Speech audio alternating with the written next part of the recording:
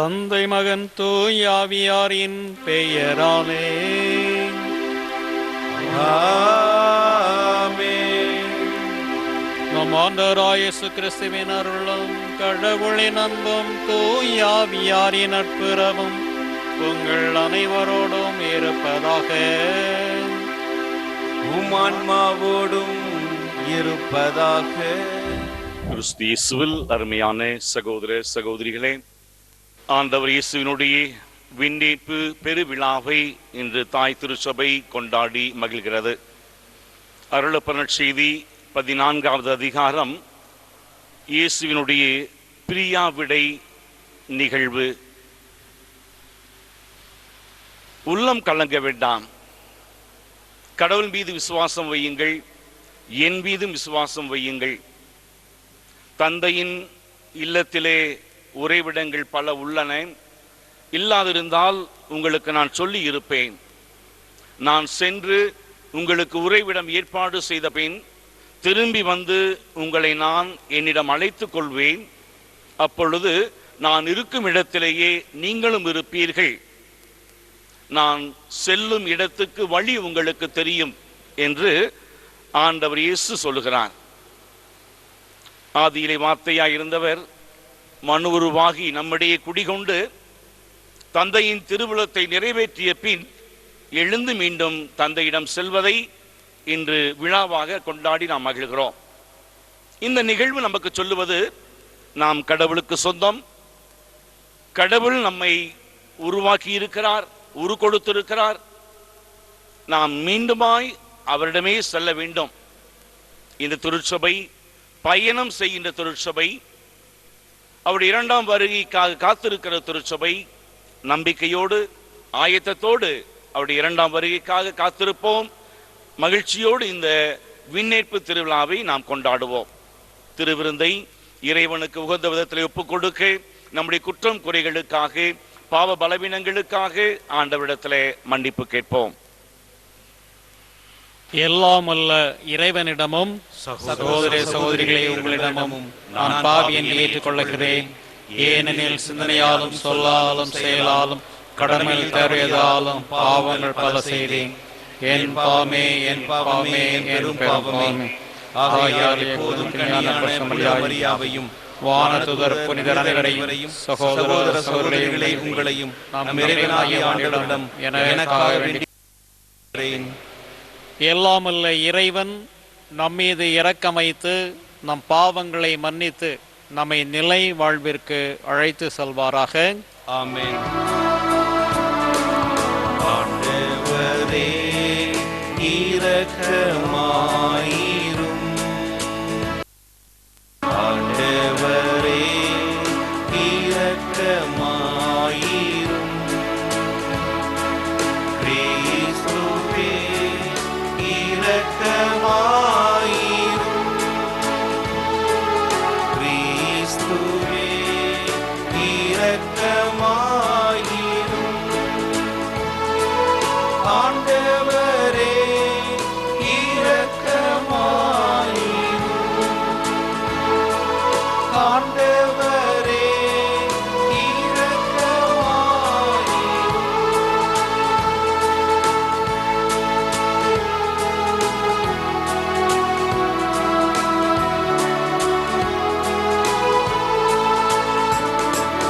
உன்னத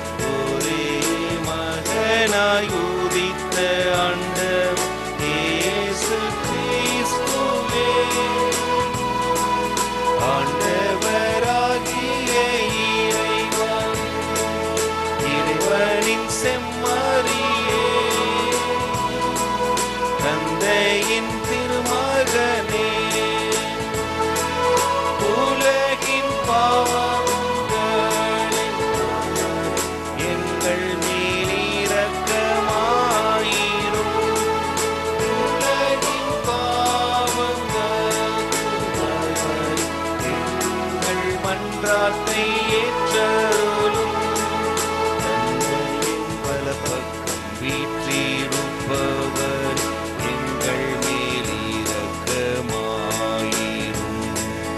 ஏனெனில் இயேசு கிறிஸ்துவே நீரொருவரே தூயவர், நீரொருவரே ஆண்டவர், நீரொருவரே உள்ளவர். தூய ஆவியோடு தந்தையாம் இறைவனின் ஆட்சியில் இருப்பவர் நீரே.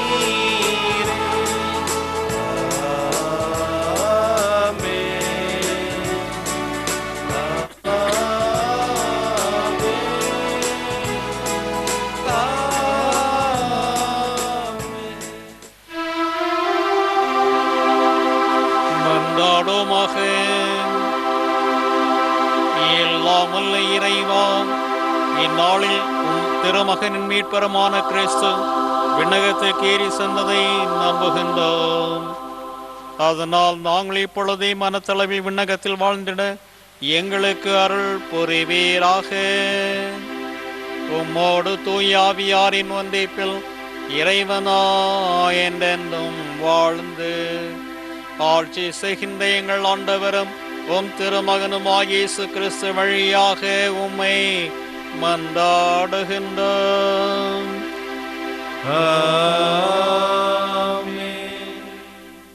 முதல் வாசகம். திருத்தூதர் பணிகள் நூலிலிருந்து வாசகம். பிரிவு 1, இறை சொற்றொடர்கள் 1-11 முடிய.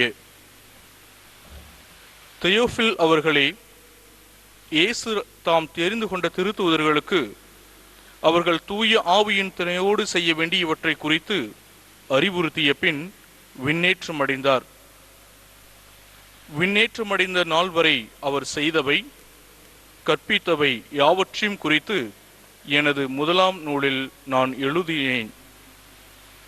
இயேசு துன்புற்று இறந்த பின்பு 40 நாள்களாக அவர்களுக்கு தோன்றி இறையாட்சியை பற்றி கற்பித்தார்.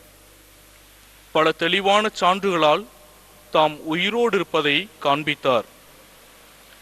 அவர்களோடு சேர்ந்து உண்ணும்போது அவர்களிடம், நீங்கள் எருசலேமை விட்டு நீங்க வேண்டாம், என்னிடமிருந்து கேட்டறிந்த தந்தையின் வாக்குறுதி நிறைவேற காத்திருங்கள்.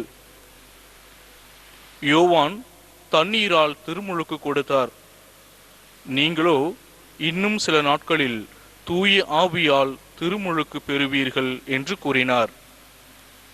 பின்பு அங்கே கூடியிருந்தவர்கள் அவரிடம், ஆண்டவரே, இஸ்ரேலுக்கு ஆட்சியுரிமையை மீண்டும் பெற்றுத்தரும் காலம் இதுதானோ என்று கேட்டார்கள். அதற்கு அவர், என் தந்தை தம் அதிகாரத்தால் குறித்து வைத்துள்ள நேரங்களையும் காலங்களையும் அறிவது உங்களுக்கு உரியது அல்ல. ஆனால் தூய ஆவி உங்களிடம் வரும்போது நீங்கள் கடவுளது வல்லமையை பெற்று எருசலேமிலும் யூதேயா சமாரியா முழுவதிலும் உலகின் கடை எல்லை வரைக்கும் எனக்கு சாட்சிகளாயிருப்பீர்கள் என்றார். இவற்றை சொன்ன பின்பு அவர்கள் கண்கள் முன்பாக அவர் மேலே எடுத்துக் கொள்ளப்பட்டார். மேகம் ஒன்று அவரை எடுத்து சென்று அவர்கள் பார்வையிலிருந்து மறைத்து விட்டது. அவர் செல்லும் போது அவர்கள் வானத்தை அன்னார்ந்து பார்த்து கொண்டே இருந்தார்கள். அப்போது வெண்ணுடை அணிந்த இருவர் தோன்றி, கலிலேயரே, நீங்கள் ஏன் வானத்தை அன்னார்ந்து பார்த்து கொண்டே நிற்கிறீர்கள்? இந்த இயேசு உங்களிடமிருந்து விண்ணேற்றம் அடைந்ததை கண்டீர்கள் அல்லவா? அவ்வாறே அவர் மீண்டும் வருவார் என்று கூறினர். வாழ்வு தரும் ஆண்டவரின் அருள் வாக்கு. பதிலுரை பாடல் பல்லவி. எக்காலம் முழங்கிடவே உயரே ஏறுகின்றார் ஆண்டவர். எக்காலம் முழங்கிடவே உயரே ஏறுகின்றார் ஆண்டவர். மக்களினங்களே, களிப்புடன் கைகொட்டுங்கள், ஆர்ப்பரித்து கடவுளை புகழ்ந்து பாடுங்கள். ஏனெனில் உன்னதராகிய ஆண்டவர் அஞ்சுதற்குரியவர், உலகனைத்தையும் ஆளும் மாந்தர் அவரே. பல்லவி. எக்காலம் முழங்கிடவே உயரே ஏறுகின்றார் ஆண்டவர். எக்காலம் முழங்கிடவே உயரே ஏறுகின்றார் ஆண்டவர். ஆரவார ஒளியிடையே பவனி செல்கின்றார் கடவுள். எக்காலம் முழங்கிடவே உயரே ஏறுகின்றார் ஆண்டவர். பாடுங்கள், கடவுளுக்கு புகழ் பாடுங்கள். பாடுங்கள், நம் அரசருக்கு புகழ் பாடுங்கள். பல்லவி. எக்காலம் முழங்கிடவே உயரே ஏறுகின்றார் ஆண்டவர். எக்காலம் முழங்கிடவே உயரே ஏறுகின்றார் ஆண்டவர். ஏனெனில் கடவுளே அனைத்துலகின் வேந்தர். அருட்பா தொடுத்து புகழ் பாடுங்கள். கடவுள் பிற இனத்தார் மீது ஆட்சி செய்கின்றார். அவர்தம் திரு அரியணையில் வீற்றிருக்கின்றார். பல்லவி. எக்காலம் முழங்கிடவே உயரே ஏறுகின்றார் ஆண்டவர். எக்காலம் முழங்கிடவே உயரே ஏறுகின்றார் ஆண்டவர்.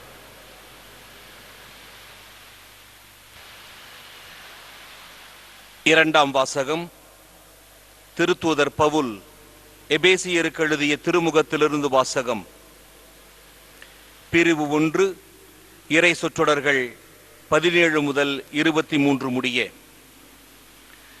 சகோதர சகோதரிகளே, நம் ஆண்டவராகிய இயேசு கிறிஸ்துவின் கடவுளும் மாட்சிமிகு தந்தையுமானவர் அவரை முழுமையாக நீங்கள் அறிந்து கொள்ளுமாறு ஞானமும் வெளிப்பாடு தரும் தூய ஆவியை உங்களுக்கு அருள்வாராக. கடவுளுடைய அழைப்பு உங்களுக்கு எத்தகைய எதிர்நோக்கை தந்துள்ளது என்றும், இறை மக்களுக்கு அவர் அளிக்கும் உரிமை பேறு எத்துணை மாட்சிமை மிக்கது என்றும், அவர் மீது நம்பிக்கை கொள்பவர்களாகிய நம்மிடம் செயலாற்றுகிற அவரது வல்லமை எத்துணை ஒப்புயர்வற்றது மேலானது என்றும் நீங்கள் அறியுமாறு உங்கள் அகக்கண்கள் ஒளியூட்ட பெறுவனவாக. கடவுள் வலிமை மிக்க தம் ஆற்றலை கிறிஸ்துவிடம் செயல்படுத்தி இறந்த அவரை உயிர்த்தெழ செய்து விண்ணுலகில் தமது வலப்பக்கத்தில் அமர்த்தினார். அதன் மூலம் ஆட்சியாளர், அதிகாரம் கொண்டோர், வல்லமை உடையோர், தலைமை தாங்குவோர் ஆகிய அனைவருக்கும் மேலாகவும் அவரை உயர்த்தினார். இவ்வுலகில் மட்டுமல்ல, வரும் உலகிலும் வேறு எப்பெயர் கொண்டோருக்கும் மேலாகவும் அவரை உயர்த்தினார். அனைவரையும் கிறிஸ்துவுக்கு அடிபணி செய்து அனைத்துக்கும் மேலாக அவரை திருச்சபைக்கு தலையாக தந்துருளினார். திருச்சபையை அவரது உடல், எங்கும் எல்லாவற்றையும் நிரப்புகின்ற அவரால் அது நிறைவு பெறுகிறது. ஆண்டவரின் அருள்வாக்கு. இறைவனுக்கு நன்றி. அல்லேலூயா, அல்லேலூயா, அல்லேலூயா, அல்லேலூயா, அல்லேலூயா, அல்லேலூயா, அல்லேலூயா. நீங்கள் போய் எல்லா மக்களினத்தாரையும் சீடராக்குங்கள். இதோ உலக முடிவு வரை எந்நாளும் நான் உங்களுடன் இருக்கிறேன் என்கிறார் ஆண்டவர். அல்லேலூயா,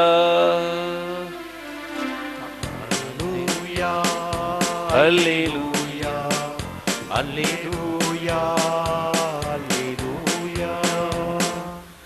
ஆண்டவர் உங்களோடு இருப்பாராக.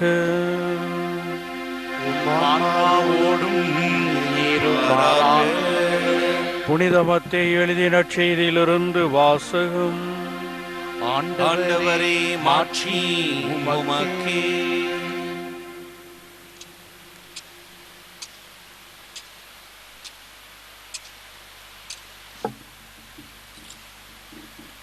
இருபத்தி 8ஆம் அதிகாரம், இறை வசனங்கள் 16 முதல் 20 முடியவும். அக்காலத்தில் 11 சீடர்களும் இயேசு தங்களுக்கு பணித்தபடியே கலிலேயாவில் உள்ள ஒரு மலைக்கு சென்றார்கள். அங்கே அவரை கண்டு பணிந்தார்கள். சிலரோ ஐயமுற்றார்கள். இயேசு அவர்களை அணுகி, விண்ணுலகிலும் மண்ணுலகிலும் அனைத்து அதிகாரமும் எனக்கு அருளப்பட்டிருக்கிறது. எனவே நீங்கள் போய் எல்லா மக்கள் இனத்தாரையும் சீடராக்குங்கள். தந்தை, மகன், தூய ஆவியார் பெயரால் திருமுழுக்கு கொடுங்கள். நான் உங்களுக்கு கட்டளையிட்ட யாவையும் அவர்களும் கடைபிடிக்கும்படி கற்பியுங்கள். இதோ உலகம் முடியும் வரை எந்நாளும் நான் உங்களோடு இருக்கிறேன் என்று கூறினார். ஆண்டவரின் அருள்வாக்கு. கிறிஸ்துவே உமக்கு புகழ்.